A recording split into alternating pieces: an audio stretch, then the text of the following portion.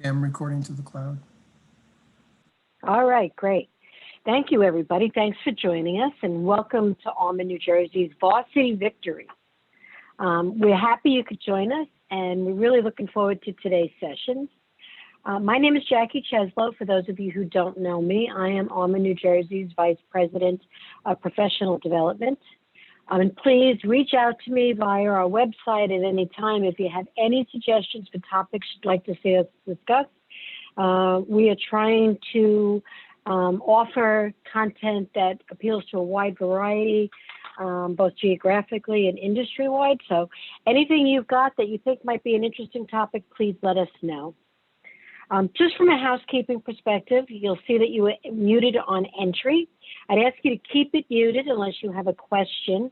It's much better for the recording, and there's not a lot of playback if we keep ourselves muted. If you don't want to break in with a question, please use the chat box. I'll be monitoring it throughout the session. And of course, you'll have an opportunity for Q&A at the end. I hope all of you will join us for the half hour that follows after the presentation. It's a really great informal session. Steve and Anne-Marie will be available to answer any questions you may have, as well as others on the call who may be from different areas of the country or in different industries. It's a really great networking opportunity as well. So please stick around. At that note, I'm just going to say to you, let me introduce our speakers, and I'm going to hand off to them. We have with us today Anne-Marie Phillips, who, by the way, is our current chapter president. She's the Assistant University Librarian for Archives and Record Management at Princeton University. And Steve Dalina, who is a former ARMA New Jersey chapter president, is Director of Business Services and Records Management at Rutgers University. And on that note, I will turn it over to you guys. Thanks, Jackie. All right. Oh, I guess I'll go first. All About Steve. Isn't that a movie? You know, that's All About Bob. Yeah, I spent some time president of ARMA a long time ago. But records management has always kind of been in my family. Currently, I'm the director of records management here at Rutgers University. Previous to that, I was, I guess, under the auspices of the University Archives, kind of doing records management. And then I was with the State Archives in Trenton, New Jersey, fresh out of college. I currently teach records management at a couple of academic institutions here and there. But as I mentioned about records management and family, my father was the first records manager for the county of Middlesex here in New Jersey. My brother is currently the Middlesex County records manager, and I do records management. So you can, some families breed clergy, some families breed athletes. My family breeds records managers. I don't know, something in the water from the old country. So, but you can imagine how stimulating our conversations are when we get together. So anyhow, that's kind of just a little bit about me. I'm looking forward to doing my presentation, and we'll throw it over to a little intro to my academic wonder twin unite, Anne-Marie Phillips from Princeton. Before you hand it off to Anne-Marie, I have a question. What old country would that be that breeds record managers? So the name Dalina, what do you think Dalina is? It's not, I've heard Italians have records, but generally not this kind. Well, I'm not Italian, believe it or not. It's Hungarian. Really? Yeah, okay. But I'll play the Italy card if it gets me a free meal. But otherwise, yeah, I'm Eastern Central Europe. It's in the goulash. Yeah, the goulash, that chicken paprikash. Get me hungry. So, all righty, we digress. Oh, thanks, Steve. Leanne said, records managed kind of like religion, right? Yeah. Oh yeah. Yeah, unlike Steve, I didn't grow up in a records management household, but sort of wended my way through a lot of different things until I landed in records management. But I am currently a records manager, the records manager at Princeton University, and have recently taken on some additional responsibilities in the area of the university archives and managing some of our manuscript collections that are permanent collections. So I'm kind of straddling both sides of the fence at this point. But I want to share with you that I also, I've worked primarily in academia for my professional career at Yale University, Babson College, and the central administration of the State University of New York's system. I had a stint for a couple of years on a project with the Philadelphia Department of Records, which made me more familiar with this area when I did move here for my job at Princeton. And as Jackie mentioned, I'm the outgoing president of the ARMA New Jersey chapter. All right. So Steve, take it away. All righty. So this is a presentation I first crafted, probably in the 90s, when ARMA used to have what they called ISG, mid-year conferences. I don't know if any old-time ARMA members remember that. And I've kind of used it over the years for when I do presentations within the university. And obviously I use it when I teach. So I'll start off with riddle me this: what individuals, the gatekeeper of information, guardian of knowledge, and keeper of the eternal flame, and saves the universe ID from utter chaos? That is the question, the riddle that we pose at the start of this presentation. We'll have the end there. So yep, there's a couple scenes of Rutgers, Newark, New Brunswick, and Camden. A little bit of history. Rutgers founded 1766. Obviously, records management not on the founding fathers' mind. It was originally called Queens College, 8th oldest institution of higher ed in the U.S. Not that bad. So you'll see that it was founded in 1766. They didn't have a graduate until 1774. Kind of my way of going through undergrad. But as you see, history kind of going through each other. 1869, we got the rivalry here. Rutgers and Princeton, first college football game ever. First time Rutgers only won the national championship in only time. But you'll see, it was 2007, 2013 was of note. That was an integration with the University of Medicine and Dentistry of New Jersey. So that was really big historical wise regarding Rutgers. So here we are in 2021. And Anne-Marie, you can kind of just blow through all these numbers here. I always, when I do this presentation, I always note that, think about all of those numbers and just think about all of the information and the records that are created with that. I say 3+ geographic locations. We're statewide from the, as far south as Cape May to as far north as the Delaware River Gap. You'll see some pictures later there as well. But just Rutgers is obviously statewide and worldwide as well, with a lot of footprints in European Union. So we'll continue on. So, again, just records everywhere. This is our library's annex facility. This was a shared facility between records management and the libraries, but we did store some records there. And keep going. The College Avenue gym, again, this is old time Rutgers here. The barn, which they call it, where they used to play basketball. Underneath the stands, you name it, they're always storing stuff. And continue. Keeping with the athletic theme, the rack. This is great. These are great records. Our HR records, or the Livingston campus, which is the Camp Kilmer Barracks. And this was the type of facility where you'd have to, make a lot of noise when you open the door so the rats can scurry, and you can go in there and safely try to, work with these records. That was my old office. I was always ready for the bomb to drop, because I was always surrounded by boxes there for the radioactive bomb that might come. You were literally boxed in there. So. I was boxed in. Yes, that's a good one. Indeed. I remember visiting you when I first started at Princeton, and that's where your office was. I remember all those boxes. Yeah. All good stuff. So, we store records everywhere. The picture on the left-hand side, that's actually a parking deck storage area that there was a department storing some records there. But obviously, you can just see, you name it, and we store it.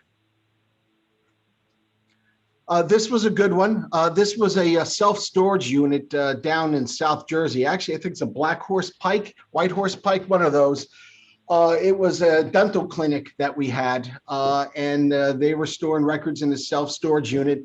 A funny story about that one was there was a person who had recently got kicked out of their house, a messy divorce, and they were living in the self-storage unit next to this. They were trying to cook some beans, set it on fire, and so the fire department came and put the fire out. And obviously, you can see those pictures there. That's mold. So these X-rays, dental records got very moldy, very yucky, and man, there's Rutgers records, so I got to do something with it. Mhm. This was another dental clinic not too long ago down by Atlantic City. During the break, the sump pump stopped working, and a lot of records got wet. This was disaster recovery at its best. The next slide, just a continuation of it. So we had to bring them back to our facility and dry them off a little bit. They were beyond true usage. So in order for us to destroy it, because the retention wasn't satisfied, we had to get the names of all of the individuals on these records. Continue. So this is up by the Delaware River Gap. This was a summer camp that Rutgers holds, and you'll see that the maps, schematics of some of the buildings up there got to be a nice house for some mice and birds to use. But again, we had to bring these down to our facility here in New Brunswick. Medical records stored in a closet up in Newark. What I always like is the hazardous waste material bags and boxes nestled right next to the records we had to go in and deal with. So lots of fun, good stuff, good times. Oh, he's bringing back good memories. Speaking of more, this is more dental records. These are, golly, COVID brain is going to get me. These are actually biopsy types of records on these slides. So we had to hold on to these. They're very heavy, very cumbersome to work with. And we also store St. Patrick's Day stuff. We also have glassware, condoms, and candy, which we like to call the party pack here at Rutgers. So, people, you name the department, and they're trying to store some stuff. And, the St. Patrick's Day stuff we kind of held on to, but I don't know. I didn't see any value of the other stuff. So, but that's to each his own. And again, there's that needful things at Rutgers. Everyone's always afraid to throw things away. So they find a place, they dump it. So just another shot. That's Camden. This, again, some various photos of different locations throughout the state. The one on the bottom there, actually, you can see, if you can see the tile floor, that used to be the Rutgers University pool at one time, back in the 00s. And then it was a gym, and then they just kind of built a storage area in it. So yeah, good stuff. In order to graduate Rutgers University at one time, you had to have be able to swim from one side of the pool to the other, or you wouldn't graduate. Just a fun fact here at Rutgers University. This was a good one. This was the Douglas Dean's basement. And we had to go back a couple times, but you'll see the boxes, at least on my right hand of the screen there. You see they're a little wavy. You can see the mold on there. That wasn't from moldy from water. That was moldy from cat urine. So yeah, go Rutgers Dean's cats. Doing a good job. Equal opportunity, storage. We're doing backup tapes, just not kept the right way.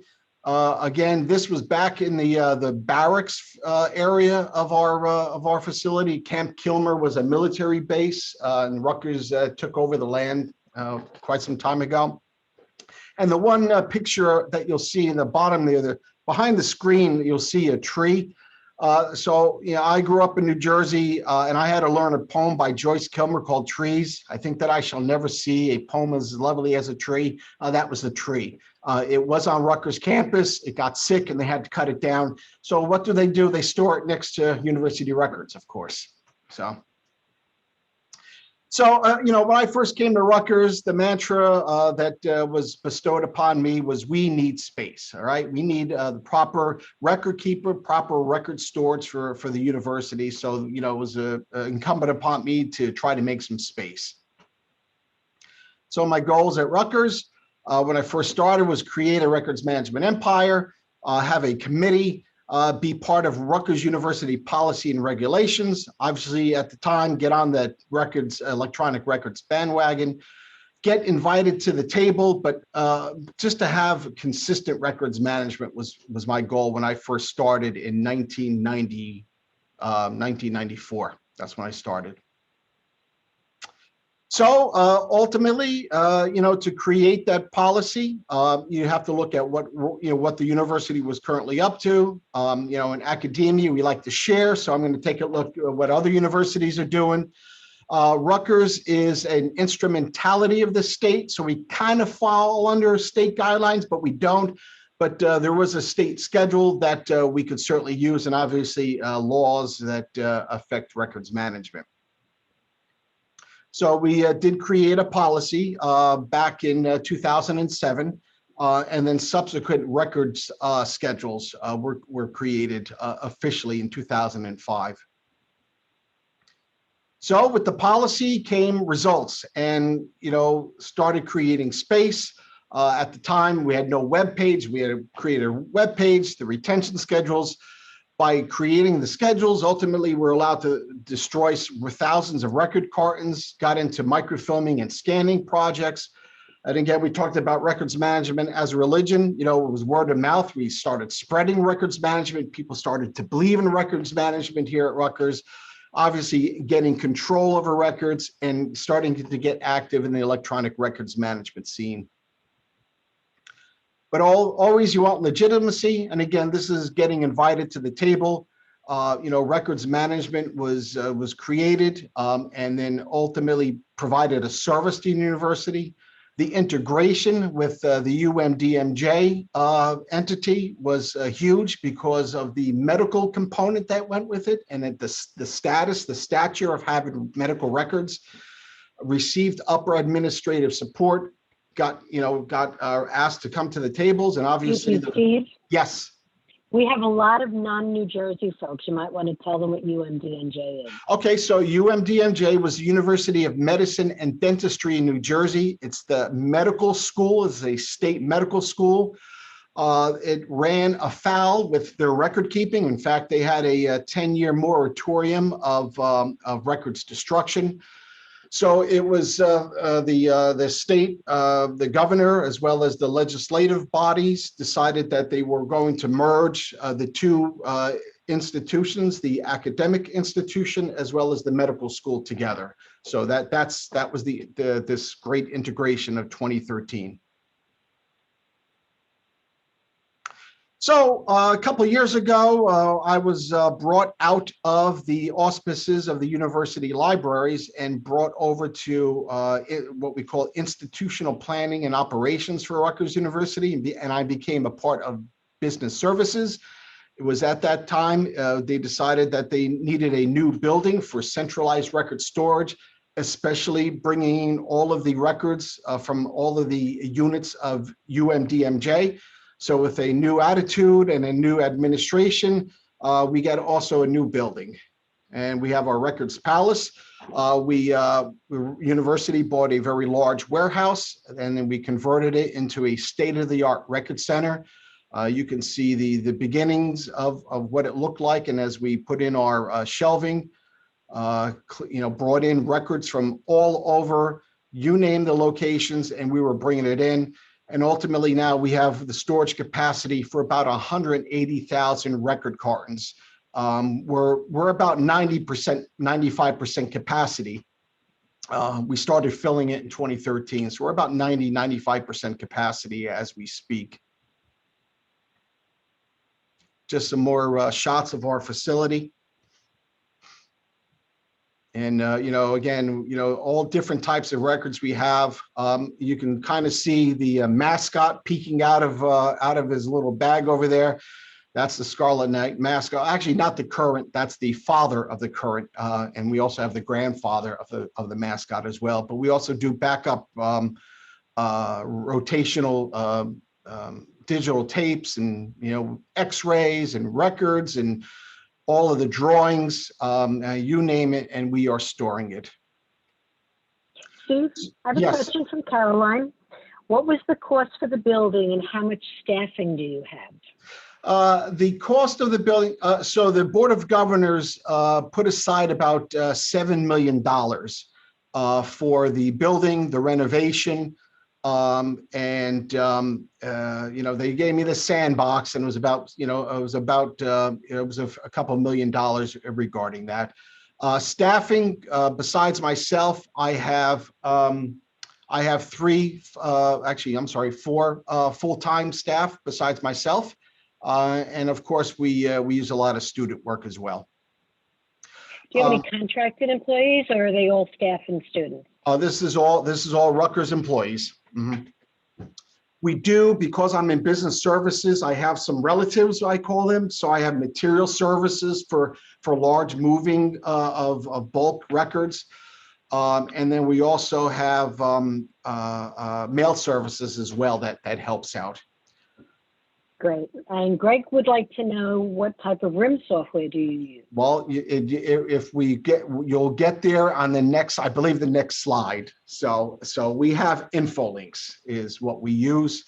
And again, what do we do? What do we do with the departments is that we give them boxes and labels. We will pick them up. We will store them. They have access through infolinks. There's an electronic component to it as well by creating a virtual box. And we also provide secure shredding for the university as well. So it's the complete life cycle. We do help project work as well. We have staff that will go and will fill up the boxes and do box level and file level inventory, as well as scan on demand if needed. So we're a complete one-stop shop here. As I mentioned, we also have shredding. We have a cross-cut shredder. So not only do we shred the material that's in our record center, we also do the shredding services for the entire university. So we have a monthly, bi-monthly, weekly service that we do go out. I mean, since we're out there doing records management, it only felt that we go hand in hand. And again, this was a business decision. Rutgers, again, very decentralized, was using many different shredding services. We just decided to bring it under one roof, and became a value-added asset to the university. That's a picture of our shredder and our compactor. And I always bring this up. The one time the Yankees won the World Series, the ticker tape parade, and people started throwing stuff, confetti and shredded material out the windows. I'm always hoping that maybe one day Rutgers will harken back to the year of 1869 when they went undefeated and won the national championship for football, and had their parade down College Avenue. And I'll be ready to rock and roll. When that happens, I'll have a lot of confetti and shredding to toss on that team. Steve, I have a number of questions for you, if we could just pause for a second. Sure. What kind of retention periods are you talking about with respect to the 188,000 or so cartons? I'm sorry, what was the question? What type of retention? What's the retention period on those? I know it will vary, but it depends. I mean, I run from permanent to 3 months retention. So it's the complete gamut of all of those boxes that I do mention, and that's what Infolinks tracks. There was a time when people would just dump and they didn't know the retention. So now what we do is through Infolinks, the retention gets selected at that time. So it does vary. Okay, next question up is, you consolidated several locations into the one location, and I think you may have covered that. You said you brought everything in? Yes. Yep. So I mean, as you know, as we started the presentation, I said records everywhere. Truly, it was all over the place. There were a couple designated spots for record storage in the university, but obviously not secure, not accessible. And it was decided that we would bring in from all over and be proactive about it. And, you know, again, just really having a strong records management program with a policy, good public relations, good business model. And, you know, it became a high priority for the upper administration to ensure Rutgers is keeping the records they're supposed to keep properly and destroying them properly as well.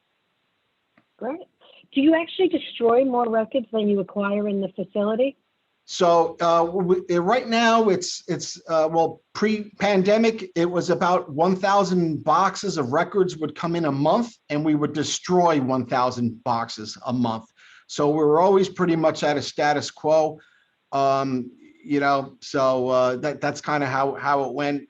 You know, you could dig a little bit deeper into some of the older records to maybe destroy some of the older ones that don't have the retention associated with those boxes. But you know, again, I would need to triple my staff to get back into to see what we have. And that leads right into the second question. What will happen when you meet capacity? Well, you know what? So as a good records manager or records center person, you always make sure there's always a little extra space, you know, that, you know, there's a little couple tricks. Obviously, I'm not going to disclose them now, you know, but, you know, there's tricks that we have. There's tricks. What's your annual budget? Oh, golly, you know, I don't think I can come up with that number as we speak. You know, with the pandemic, things have changed. So I couldn't even give you a number right now. Great. Do you have scanning capabilities in your facility? Yes, we do. Yes, we have two. We do. Obviously, we have our multi-purpose device that, you know, we do some scanning, but we also have the ability to scan larger drawings as well. Great. How many staff? I think you covered that. Would you say 4 full-time? 4, yes.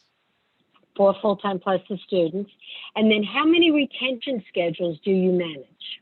Too many. That's what I have to say. We have, you know, they're broken down by, you know, function, human resource, you know, payroll, student records, medical records. But within each batch, there's at least, you know, a dozen. You know, environmental health, radiation. I mean, they get so granular. So, you know, we have, I believe there's about 1,000 record series that are covered. And you know, when we created the schedules in 2005, they wanted to be granular. You know, at the time, I didn't have the backbone to say, well, big bucket, you know, retention is the way to go. As I've, you know, getting more closer to my retirement side, I'm getting a little more crotchety regarding that. And I don't want to leave my predecessor with that mess. So ultimately, we're gonna big bucket those suckers. I'd like to get it down to at least about 100. So dare to dream. That's good. Okay. That's the questions for now, Steve. Thank you. Well, next slide, we can finish it up, baby. The answer to the riddle, who saves the university? And that's me a very long time ago. And that's actually the Riddler, who was in the first slide. That was pre, I don't know if I was married back then, so, but I'm a little more. Smoking was still allowed inside. Yeah, much more gray nowadays. But yeah, that's me, and that's Rutgers records management. So there you go. All right. Well, thanks, Steve. I'm gonna share the Princeton University Records Management Program, and it's markedly different from the Rutgers program for a number of reasons. But to give you some facts about Princeton, you'll see from looking at the numbers that while Princeton is a little bit older than Rutgers, it's a lot smaller. So we've got, we're on one campus. We've got about 7,000 employees. We have one records manager, but I'm in the fortunate position. I just created another position and I'm in the process of hiring. So I'm really excited about the prospect of doubling records management staff at the university. So I started at Princeton in 2011 as Princeton University's first records manager ever. So Princeton was founded in 1746. And so there were, 200 some odd years of records that, needed attention. And so prior to 2011, not only was there no records manager, but there was really like no records management at all. Different departments were doing different things, and some departments that were more aware of their retention requirements were doing sort of more formalized things, but it was pretty scattershot. I say, some retention plans were documented, but that was mostly in around 2007, a group of stakeholders got together and kind of documented current practices. So it was more about what they were currently doing than what they should be doing. And it was very heavily archives focused. So everything that was identified as archival, was kind of highlighted. And at the time, the university archivist, he knew what to do with the archival records, but he didn't know what to do with the rest, what to do with the temporary records. And so he really pushed to create my position, and obviously was successful, and hired me to create a records management program at Princeton from scratch. So, starting off, Princeton's a small place, and I decided, okay, I'm just going to go talk to people. I'm going to go around to different departments and find out, what are people concerned about? What do they need? What are their priorities? And there were a lot of common concerns. And you'll recognize these, I'm sure every person on this call. So many financial records, the duplication in financial records was massive. And everybody was afraid to get rid of them because, God forbid the auditors come and ask them for records. What do they do about email? People were just drowning in email, and again, just weren't sure how to manage it. And another common complaint was that the shared digital spaces were just out of control. People came and went. The shared drives were not organized in any recognizable way. You had this directories called Bob or Pictures and whatever. And so they were just sort of drowning in records and didn't know what to do, and really welcomed the arrival of a records manager on campus. So for the first couple of years, I started doing small group meetings. I'd meet with departments, give them kind of records management 101, meet with interdepartmental groups. We have a really great group at Princeton called the Academic Managers Group. So all of the managers of each academic department get together and do informational and educational sessions. There's a comparable administrative managers group. There are all sorts of interdepartmental groups and everything. So, I met with people and just started educating, like Steve said, starting to kind of spread the word, help people understand what records management is all about, help them understand that there are some rules around it and that there are some protections in managing records appropriately. Did a lot of inventorying, sitting down with folks and saying, all right, what do you got? And, found a lot of overlap because, everybody's got financial records and personnel records and student records and all. And I also started in earnest because of the concern about the proliferation of financial records and the sensitivity of them. I worked with our finance department to inventory and schedule all university financial records, which was a pretty big project, as you can imagine.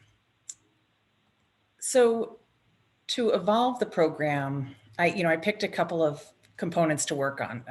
I already mentioned I was the only records manager for quite some time. And so I made the records management website as a way to kind of do a massive brain dump onto the website so that employees from across the university could at least, get a feel for what records management was, even though we didn't have retention schedules yet to make available that way. In 2016, I spent, the better part of a year working with our general counsel's office and with our audit and compliance office to create university-wide records management principles.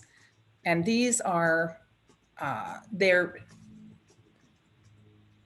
the university is a little bit policy averse, and they preferred to work things in the form of a set of principles that would really dictate, what the university intends to do with their records and give some guidance about some records management principles that would help people make decisions that support the university's desire to manage them well.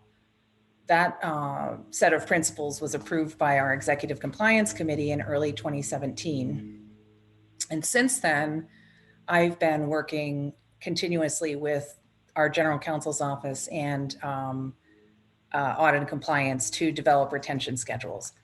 It's very slow going, and we have one schedule signed off on, which is our finance schedule. But there are a lot of them in the works. One of the things we decided when we wrote the principles was that we would focus on the functional areas of the university and at the cabinet level of our executive structure. So everyone who is in the president's cabinet, which is about, 22 people or so, each of them has a functional area. We decided we would make a retention schedule for each of those functional areas. So as you can imagine, it's a lot of work to gather the records specific information in each of those areas. And that's what we've been working on. I put together a 2-year project, and Angel Ramos, I think, is on this call. He was the lead records manager in a critical project for us to inventory. There were around 7,000 boxes of records that had been sent to temporary storage in our university warehouse. And the staff at the warehouse had asked me as records manager to kind of take over the whole decision-making process for who could send records to the warehouse, because they were kind of tired of people packing up faculty offices and just sending stuff over to the warehouse, using their resources where it seemed like it might not be warranted. So Angel led a small team to inventory these boxes, and then we implemented infolinks to use as the physical records management system. We got some help there from Steve, who was kind enough to demo infolinks for us and all, and so we actually implemented that just in the fall of 2019, so just pre-COVID. And the other thing I really focused on was developing a strong relationship with IT, and managed to move to the point where whenever there's a new system, a new record keeping system being developed, or when people are migrating from legacy systems into a new system, they bring me into the conversation so that I can help build in record retention into these systems, and to help figure out what kind of legacy data needs to be carried forward. So that's been a really, really positive relationship. I also have relationships with our information security office. They're really big on, they believe that they can't do their job if people don't do good records management. So that's been a really good partnership as well. And during that time also, to help evolve the program, I became a certified records manager, and I wanted to grow my own skills so that I could apply, current knowledge to my work at Princeton. And I also hoped that becoming a CRM would allow me to gain a little bit of visibility in my organization. I report directly to the university archivist, and so we're in the library system, and it's hard for people to, in this academic world, to put library and records management together. It's a little bit of like a culture clash in their minds. So where I'm putting together a business service, it's hard for people to think of the library as offering this type of business service. So I thought having a certification would help people understand that records management is actually a thing that has rules around it and industry standards and best practices that we would be able to, implement at Princeton. Anne-Marie, we have a question. Oh, yeah. Angel asked if you can discuss the file renaming tools that you mentioned during the migration.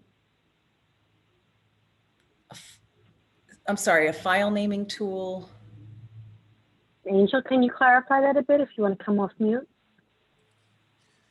Yeah, so one of the things that I learned under your tutelage was there are a lot of tools that you provide to stakeholders, suggestions on how they can migrate. So there's a lot of hand holding. And one of them was the file renaming tools. So that rather than just pull out a bunch of files that say Bob, that they can use the tool to start renaming them ahead of migration out of systems. Yeah, and I don't remember I don't remember the names of these tools off the top of my head. But yeah, that is a really important thing. You know, one of the things I found with working with departments that were in crisis around messy shared drives and even messy individual hard drives and things like that was to help them work out a day forward approach so that they could set up a new way of doing things, pull things forward as they were using them, try to put them into their new filing system and structure just kind of as needed so that they weren't overwhelmed by having to go back and really deal with stuff that maybe they didn't even need to look at in the first place. So it's kind of a hybrid approach. You could go either direction. Yeah. Are there any other questions, Jackie, before I move on? Okay. That's all at the moment. Okay.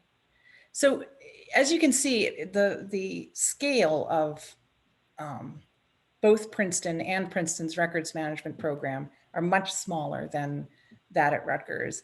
And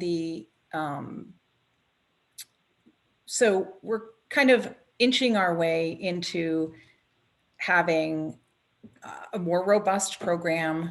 We've laid kind of a foundation of education, getting to know people, sort of communicating, advertising, and hope at some point to get to a mini version of what Steve has at Rutgers, a really fully operational records center operation, a centralized shredding operation. Not that we necessarily would do the shredding ourselves on campus, but like at Rutgers, the individual departments are pretty much responsible for arranging their own shredding. And so there are a lot of different shredding companies and a lot of different individual contracts and things, which I think is not the most efficient way to deal with it. So there are there's a lot of growth potential. And so my first step is, as I mentioned earlier, that I am adding another professional records manager to my staff. And I'm really thrilled about that because it'll be great to have another expert on hand to, to contribute to all of these great plans we have coming up. We'll continue to create retention. Oh, sorry, go ahead. We have a question at this point. Do you have a process in place for deciding which records have archival value and shifting them over to a repository? Yes, that's a great question. So the university archives is housed in Mudd Library, and I'm the director of Mudd Library, and the University Archives is housed there. And so before I started archival collecting was done kind of passively. You know, a department would call up and say, hey, we've got all these boxes of records. What should we do with them? And the archivist would go over to the office and look at them and say, okay, send this, this, and this to the archives. And I don't know what to do with the rest, but I don't want them. And so when I started working, because I was kind of the boots on the ground person out in these various offices, and also I have a background in archives as well, what I do is I appraise records across the full value spectrum. So anything that I thought would be appropriate for the archives, I would touch base with the university archivist just to confirm. And then we have a method for transferring those records. You know, the department fills out a form and we have movers on campus who will pick up the boxes and bring them to the archives. And we have archivists on hand who accession those records and process them and make finding aids for them and make them available. Most of our university records that come from our administrative departments are restricted for some amount of time in the archives. So 30 years is a pretty common restriction for records of like the Board of Trustees and the President's Office and the VPs and all. And student records. We also, at Princeton, we retain student records and faculty personnel records permanently. And so those are closed for the lifetime of the person. And so we manage a lot of different restriction periods. Ultimately, we only transfer records to the archives that will be open for research by the public at some point in the future, even if that point is far off. Does that answer the question? Okay. All right. Good. Okay. Thank you. You did answer the question. Thank you. So I'll be continuing creation of retention schedules with our audit and compliance office and with general counsel. I'm looking forward to developing a formal comprehensive training program. One of the things that I don't have right now is a place on my website where people can just go and sort of self-train, which makes for a lot of work for me because I have to do a lot of one-on-one consultation and everything like that. And so I want to move into a mode where people can kind of help themselves. And ultimately, the retention schedules will be available online for our employees so that they can sort of go through and look at things at least before they reach out to our department and become a little bit more independent. So yeah, that's what I'm talking about, improving the availability of information and training on our website and really trying to empower employees to manage their records independently. You know, one of the things I talk about a lot with departments is, you know, when they have records in electronic record keeping systems, you know, managing them in place for the life of the record and having, I always call it an exit strategy. You know, when they're putting records into a system, I want them to have an exit strategy. You know, when are they going to get them out of the system? And sometimes getting them out of the system is purging them. Sometimes getting out of the system is moving to a new system. And sometimes getting them out of the system is moving them to the archives. The University Archives does collect electronic records, you know, all formats of records. So, yeah, so at this point, the services that I typically offer, you know, are these records management consultations. I do records inventory, record scheduling, training, especially, you know, in these areas like the email management, file system development, file naming strategies, and that lifecycle records management, just kind of trying to manage records the whole time the department is using them. We manage temporary record storage, retrieval, and destruction at Princeton University's storage facility. That's our university warehouse, and now it's the responsibility of the records management program in conjunction with the university warehouse staff to manage all this sort of storage, retrieval, and destruction. And one of the things that's coming up next is, that may be my next, is So we implemented infolinks. We have not yet trained the campus users in it because we implemented it right before COVID. And so COVID and 2020, but we are going to sort of roll it out to campus. And my hope and expectation is that that will encourage more people to kind of get their records into the system so that we know what's out there. And by offering to sort of take the records off their hands and manage this, sort of facilitate this movement of the records into temporary storage so that then we can also influence when they are destroyed is something we're looking forward to doing. Anne Marie, we have a question. Mm-hmm. Could you explain the difference between a records inventory and records appraisal, which you mentioned earlier? Oh, that's a good question. So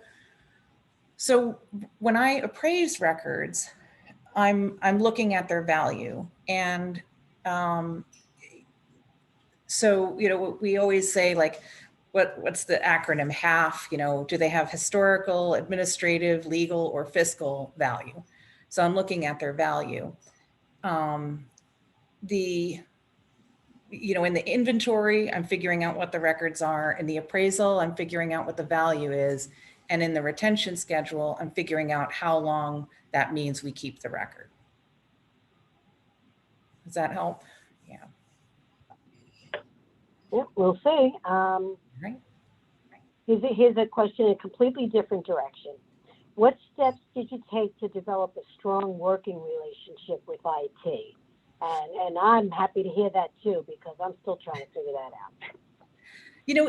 It was really interesting because when I first started at Princeton and I met with some folks in IT, they were kind of relieved to have someone on campus that people could ask questions about retention, because they felt like people were always asking them, well, how long do I need to keep my email?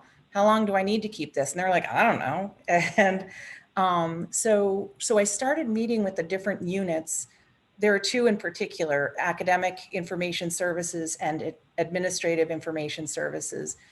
And they're the folks who support all of the technology systems on campus, with a few exceptions. And so I met with them to really just start talking with them about records management concepts and how I hoped we could work together to build records management into these systems, and also to tell them that, to kind of let them off the hook. I said to them, anytime anybody has a question, asks you the question, how long do I need to keep this? Now you can say, I'm not the person to answer that. Talk to Anne Marie. And they loved that. They were like, oh, yay, there's someone else here who can answer this, because we just don't know. And so just really meeting with them, attending, their different user groups that they host. They have, coffees with various groups and everything like that. And again, Princeton's a smaller place, so the IT department is quite large, but Actually, Emery, that's a question out here as well, is how big is Princeton's IT? Parry says she's outnumbered hundreds to 1.5. Yeah, and so IT is definitely in the hundreds, if not 1,000. They're a big organization. I think probably facilities is our biggest organization. I'm thinking like our library staff is like 350 people. We have 7,000 employees total. And so, and that's, across the whole spectrum of the university. And so I don't know offhand how many are in IT, but that's why I hit them in groups, and reaching out to the heads of these groups saying, I'm here if you want me to talk to your staff about records management and how, I reached out to another group too. There's they're called SCADs and DCSs. They're the computer support folks for the administrative and academic departments. I reached out to the person who supervises them and said, let me talk to them about records management, because again, they're often the people who are setting up the shared drive structures or SharePoint sites, things like that. And I wanted to let all of them know that I was available to really help them work out record retention issues and any other records related issues they had. If I can just, can I just jump in on the IT conversation a little bit? Oh my gosh, Sure. yeah. So that's the Wild West of record keeping. And yeah, it's getting invited to the table. There's no doubt about it. And you know, Rutgers is so decentralized that IT, you might have one IT department using a system in one building, and the next building they're using something totally different. So there has been some centralizing of systems. But you know, what I was always having trouble with is out of sight, out of mind. And IT's solution always was, oh, well, your server's getting bigger, getting full. Let's just buy another server. Yeah. And now, you know, with the cloud, is well, just keep shoving stuff, you know, out to the cloud, because who cares? So I would always try to, when there was a system that was going to be like, just say it's the admissions department was going to create a system for all the other admissions units at the university, is, you know, when they have that I did get invited, and I always ask the question, like, well, you know what, after 7 years after somebody graduates, who goes in and deletes that admissions record? Oh, I didn't know we needed to do that. Well, here's the retention schedule. Here's the policy that says you do. Oh, we didn't know that. That's fine. So a lot of the front end stuff. And, you know, for me, I invite people to my record center, even if it's IT people and they're looking at paper stuff, you know, there's an electronic component to it as well. So, yeah, IT is interesting.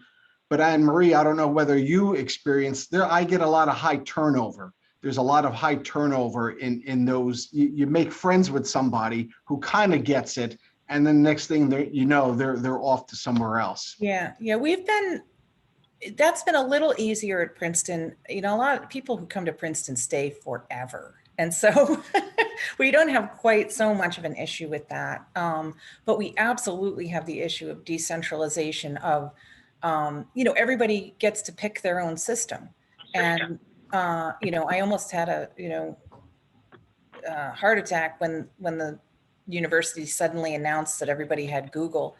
And I was like, no, like not another place to stick records. And, you know, sometimes things get driven by IT, and because they, especially for faculty, because they are so interested in just making whatever they can available, there are just so many choices for systems. And so, yeah, there's no real consistency.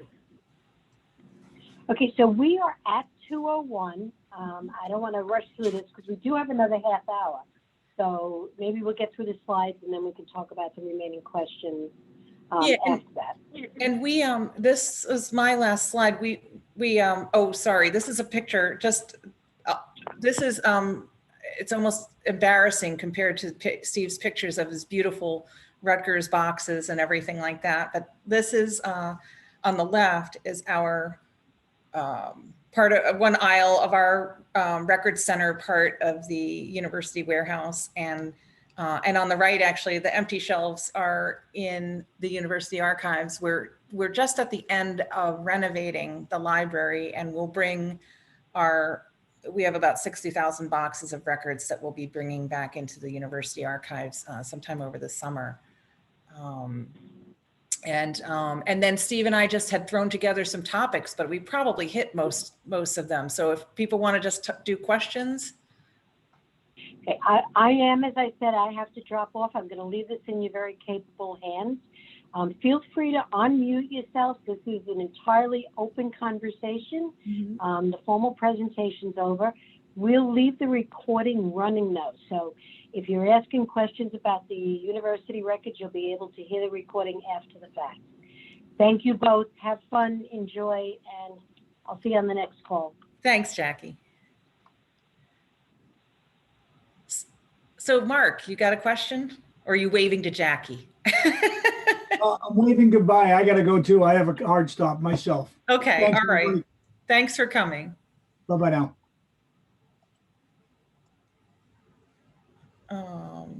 So I see. Hey everyone, this is Seth. Can you hear me? Yes. Hey, great presentation. I had a question for Steve. You mentioned that your facility was, I guess, close to 95% at capacity. And I was curious, if you're starting to get to the point where you're at 100% or more, what is your plan? Offsite storage, or, start moving into another space temporarily and expand into that? Yeah, good question, Seth. So we do have space to expand. There's no doubt about it. When we built the facility, we allowed that to occur. But quite frankly, when we started taking in boxes, there were a lot of boxes that are just not documented. They're in the system, but there's no retention assigned, and there's a lot that don't even have a contents description. So if I can probably send in a team to start doing a little survey, a little inventory that would allow me to go and destroy them. Obviously, the boxes that came in during the integration with the medical school. Again, a large body of those records do not have any type of descriptive information or retention associated. I could even probably say there's about 50,000 of those. So I think there's some low-hanging fruit. I can go in and do a big sweep and be able to destroy them to make room for growth. Got it. Okay. Thanks. I have a comment. So we're in a similar situation. We take in about 1,000 a month pre-COVID. COVID kind of messed things up for the stats purposes. And then we destroy about 1,000 a month.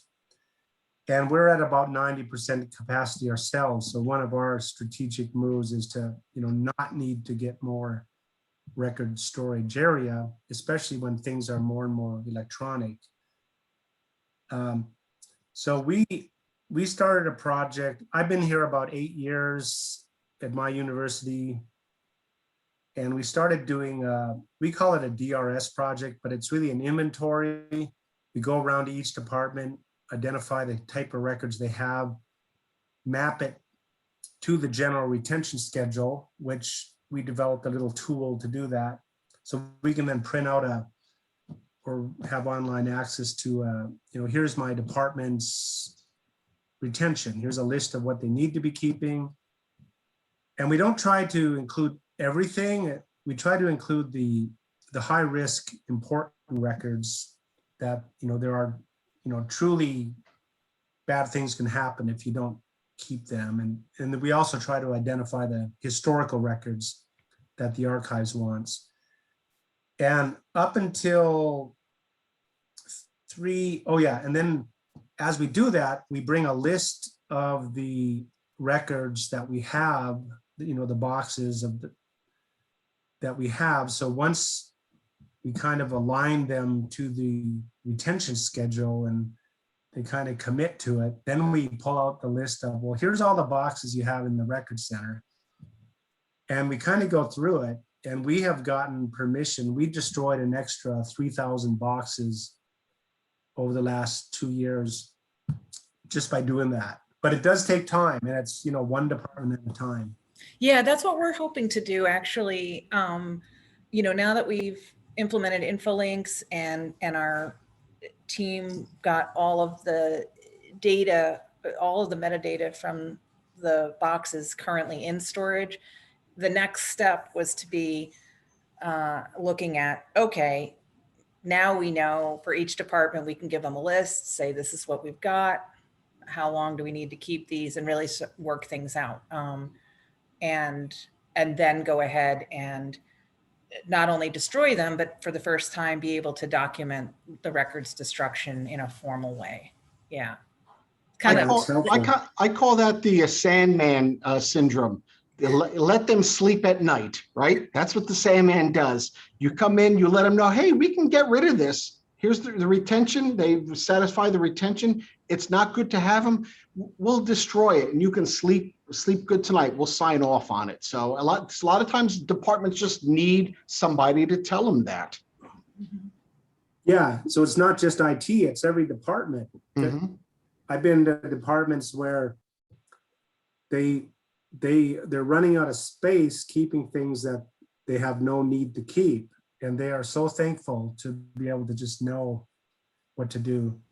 It's fun when they can reclaim real estate. You know, I've had Right. departments that have reclaimed whole rooms, and it's like, oh, great, now we can put a desk in here and actually use it for someone who's been sitting in the hallway, or, you know, or vice versa. They can move records that were sitting in the hallway into a storage room that was full of search records that are 10 years old or something like that. So, Yeah.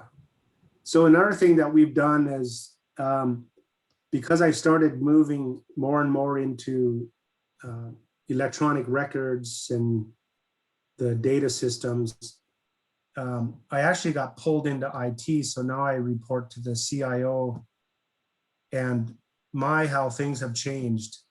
I was able to get someone to keep working with the physical records, but I'm in on meetings now all the time, every time a new system is being developed, or they're having a strategy on how to change their storage.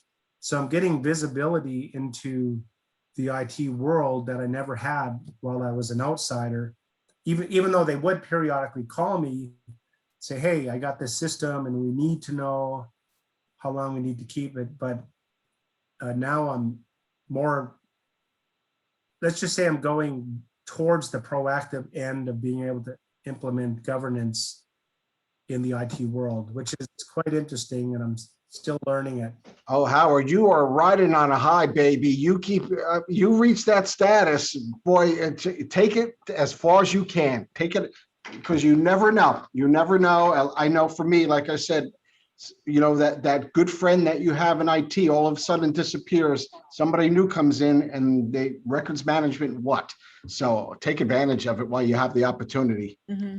And you know, a lot of at Princeton, the folks in this one department, the solutions unit, found that they could bring me along as to play bad cop when they would go out to a department and the department would say, well, I want a document management system and I want you to digitize every piece of paper in my office so that I can have everything full text searchable and yada, yada, yada. And they would bring me along so that they wouldn't have to do that. Because I'd say, well, wait, first, let's destroy like half of it and not waste all the resources digitizing and storing and managing records that you actually already don't need. And so we found that was an interesting, you know, I'm not much of a bad cop, but, you know, it was helpful to them because they had been feeling so pressured to respond to these departments, and they didn't know how to say, you know, it's not that there isn't storage space, it's that it's junking up this system, and you really should be judicious and selective about the records that you decide to put into a record keeping system.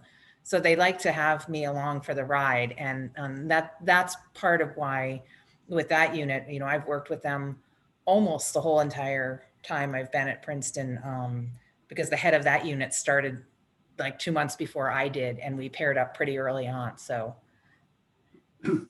yeah, that's helpful. So be careful what you ask for is the other lesson I've learned. So as I started getting into the IT world, and then GDPR came along, they didn't have anyone interested in dealing with privacy. So they looked at me and said, how would you like to do privacy as well? So now I'm wearing two hats, and you know, I don't have any additional hours, but it's been challenging, but it's been fun. yeah. So Caroline Walters just put a question in, and this is probably a good one. This was one of our topics, Steve. Caroline asks, do you charge for storage of paper or for server space to the departments? if they are paying for it, they tend to keep less. Well, yeah, we do charge for half of the university. It depends. It's the financial system that dictates it. But yeah, there is a chargeback system for record storage for paper, and that includes pickup, delivery, monthly storage fees, as well as any type of scanning services that are needed.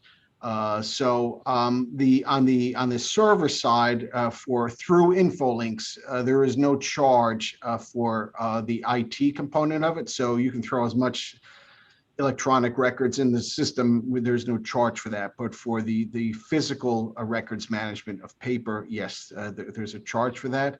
So yeah. Mm-hmm.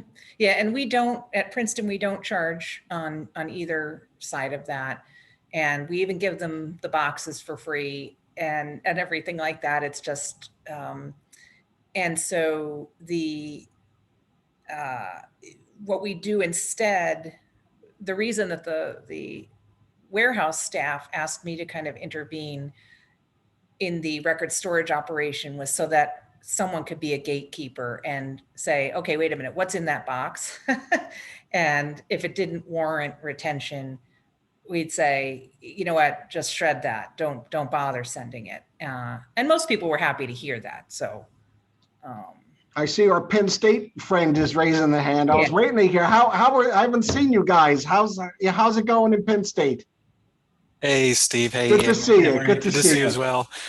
So for folks to know, when I started at Penn State about 3 years ago, we were rolling out this new secure bin destruction process, and we wanted to go visit Steve in Rutgers, and we were able to get Anne Marie to join us as well, and Angel as well while he was there, to learn about their process. And we've really implemented a very similar process. So Steve, I was kind of curious, given COVID, given remote work for a lot of folks, do you have any plans for, as people start to return this fall or in the next year, to pick back up your bin service? Has it sort of gone down?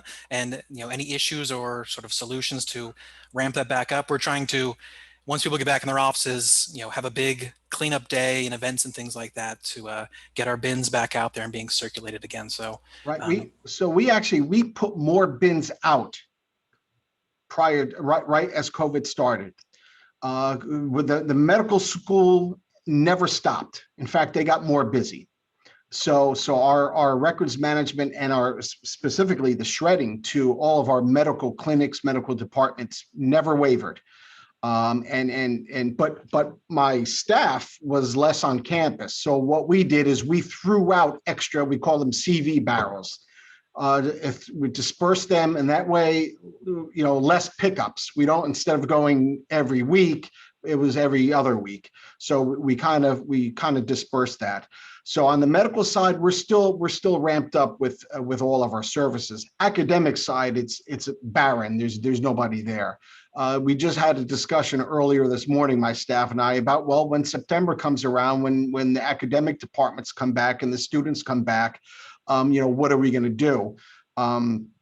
I was lucky. I did have a new hire right before COVID. So I'm good staffing wise. Obviously, I'll have to get a couple student workers, but vehicle wise, I had to cut back on the usage of material services, doing a lot of our bulk pickups.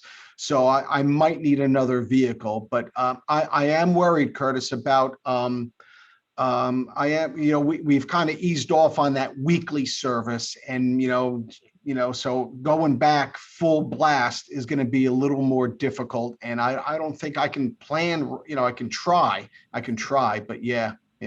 That makes sense. We're seeing a lot more requests now as people start going back, as they're authorized to and whatnot. So we're trying to ramp that up accordingly for our staff there. I have one other question. Knowing that you both use infolinks and you've showed a little about that, our team just talked about part of our destruction authorization process. So I'm curious, in infolinks, our users, when things come up for destruction or disposition, how are the users in the departments notified?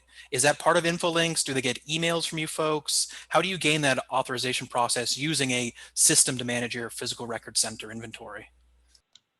Anne-Marie, do you have yours set up yet for that? Mine's not set up yet for Right. that, no. So technically mine is not set up. However, what happens is, yes, when there is it starts with me pressing a button. I've identified X amount of boxes that are ready for destruction, and then infolinks, through infolinks, the department person who is associated with that account will get the email and be directed to go back into infolinks to approve each box for destruction.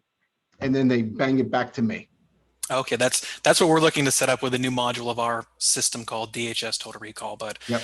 So Steve, I may ask, in the future, some questions when our team gets around to rolling that out and things like that. So good to know. Yep. I see a couple of hands up, and there's also a question in the chat. Let me just ask. Greg Cornwell asked, "How does Infolinks compare to other RIM softwares you've used in the past?" I can answer that easily because I've never used another type. Steve, do you have an answer for that? Yeah. So, one of my hires, one of my first hires was somebody who used to work for Pierce Leahy and then Iron Mountain. So they used a variety of different systems. I also, with the integration as well, the legacy department, the medical departments used another, it was, I guess, proprietary through their record storage company, Crown Record Storage. So across the board, everyone that I have that has dealt with any type of other system has said Infolinks is the best that they've used. I'm not getting paid to say that either. I know, really, we should have had Infolinks sponsor this one, right? And actually, Infolinks has been bought out by Gimmel. Yes, that's right. So. Tom, you have your hand up. Yes. Why Caroline had her hand up first? Why don't you go first, Caroline? Okay. Hi, everybody. So I'm the records officer at UVA, University of Virginia. We've been using Infolinks since 2012. We're actually going through an upgrade right now with the Gimmel group to their 3.7 or 3.8 or something from the 3.3. I noticed, Stephen, you guys are still using the 3.3. In answer to Curtis's question about the procedure, we created a custom procedure in our 3.3. And because people in the offices and departments don't do just, they do destruction once a year, maybe twice a year with close of fiscal year and close of calendar year. I actually get on the phone with them, and since we've been remote, we get on Zoom and share screens, and I walk them through the clicks to do approvals for destruction and stuff. So that's how we handle that. I'm interested to know your thoughts on the Infolinks, because Anne-Marie, you mentioned that it's been purchased by Gimmel. Do you guys have plans to do upgrades? I mean, we just started ours and it's going pretty well. They made an awesome deal with us. We have, are you guys cloud? Or are you on-prem? We're cloud. You're cloud already? Okay, because we were on-prem and we're moving to cloud. Yep. So that's a different thing for us. So I wanted to get your input on that a little bit more. Yeah, well, we were in discussions regarding moving to the cloud, as well as getting all of the nice bells and whistles of the new upgrade version. But that was right before COVID. They also, I guess it was at that time, they started having some turnover as well. The person I was dealing with left. And then I guess with the purchase, the takeover by Gimmel, we have not gotten back to them regarding the process. Mm-hmm. Yeah, and we just implemented so recently that we just started with cloud, and so that, in the coming year, I plan to, especially with my new records manager, start to really look at Infolinks and learn more about it and how we're using it and how that will evolve going forward. Okay, Stephen, Cindy Matter, who had been with Infolinks, is still with Gimmel. Yes. So hit her up. Yeah. Yep. Tom, do you want to go ahead? Yes. I just wondered, Steve and Anne-Marie, if either of your universities, do they have, do you have designated cleanup days? We don't. One of the Camden campus used to have a summer shred, type of thing, campus wide. But again, Rutgers is so decentralized. Sometimes one campus does and the other one doesn't. But there's not really a hard drive hygiene type of day or anything like that. Yeah, we're kind of in the same boat. Some departments have cleanup days, and actually, I post very rarely on my blog, but one blog post I did was about our math department, because they make every 6 months, they do a records cleanup day, and they have a potluck lunch. So everybody brings in all sorts of delicious stuff, and they just spend the whole day, going through their records and everything. They have a very strong administrator in that department who's great at coordinating that kind of stuff, but we don't have like university-wide cleanup days. That's something that I'm hoping to partner with our information security folks, because they've talked about having cleanup days, and I heard that actually fairly recently, and I was like, ooh, let's partner. So yeah. And then I also, my colleague Andrea Dates is on the call, and she's actually at Rutgers, and she's going to be moving her department. And I thought it was she had some, it was a great actual records management experience that she might have some questions on. Hi, everyone. Thank you for letting me lurk on your webinar. I am a non-paying but patron, but it's well worth it to learn about all the things that I have to think about as our department physically moves our office. And Steve, I will take this offline and reach out to you, or if there's someone in your department I can talk to. We are within the Robert Wood Johnson Medical School. We're a research department in a clinical department, but the research we do has some protected health information, but it's just a lot of it's just statistical data. So I have lots of questions, but we could take this offline. Oh, good. We did communicate via email, did we not? I sent you a note. I will send you. I forgot. It's all a blur at this point but we did sign the lease. So we are physically moving. So I didn't know if RBHS, and this is again too insular, but RBHS, is there a record policy for specific clinical research data? Yes. Good. Yes. If that's all I need to start from, and I will be reaching out to you and your team. Looking forward to it. Thanks. Nice to meet you all. Oh, good. Yeah, that's where a lot of my business comes from, is office moves. We've had so many office moves, and that not only results in records clear outs, but digitization projects and things like that. We're working right now with IDI scanning some registrar records for us, and that started with our office is moving, what are we going to bring with us? And it turned out they were using old fiche to pull up, their pre-2005 Scholastic cards. And it was like, okay, let's hit this and get you a digital version instead. And so the office moves often pan out into bigger projects. I'm working with our Dean for Research.